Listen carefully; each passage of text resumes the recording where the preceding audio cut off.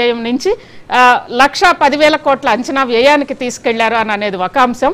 ఇది పూర్తిగా మొత్తం కూడా ఒక సిస్టమ్ ప్రకారం కాకుండా మొత్తం కూడా పూర్తిగా వ్యక్తిగతంగా కేసీఆర్ గారే దీన్ని మొత్తం కూడా డిక్టేట్ చేశారు. ఈ విధానాలు ఇలా కట్టడము దీనికి సంబంధించి అనేది ఇంకొక అంశం.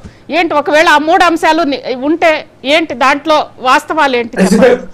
అజిత గారు, మీకు చిత్తశుద్ధి ఉంటే మొత్తం కాళేశ్వరం ప్రాజెక్టు మీద విచారణ చేయాల్సి ఉండే.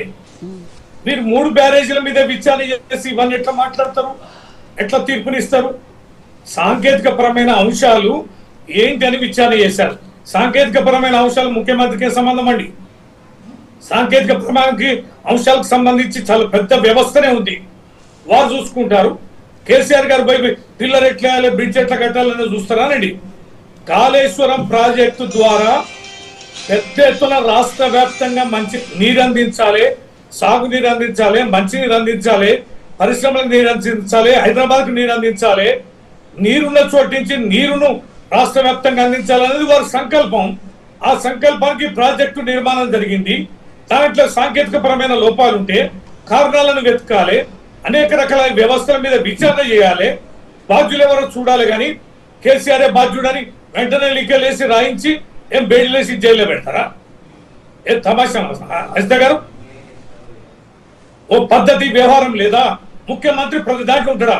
ఫోన్ ట్యాపింగ్ అంటే ముఖ్యమంత్రి విద్యుత్ కమిషన్ కూడా ఇచ్చారు, బయట పెట్టారా?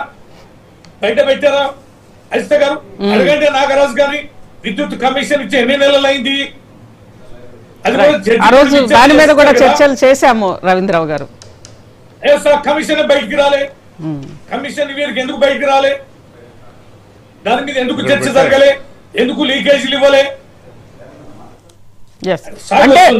టోటల్ ఇప్పుడు మీరు అనేది ఒకటి మొత్తం కాళేశ్వరం మీదే విచారణ జరగాలంటారు, అంతే కదా? 3 బ్యారేజ్ల మీద కాకుండా ఎందుకు చేయలేదంటున్నా. 3 బ్యారేజ్లకు సంబంధించి జరిగిన విచారణ సాంకేతిక పరంగా ఎక్కడ లోపం జరిగింది, ఎక్కడ ఈ ఇబ్బంది వచ్చింది అనే దాని మీద జరిగింది. ఆ సాంకేతిక పరమైన అంశాల మీద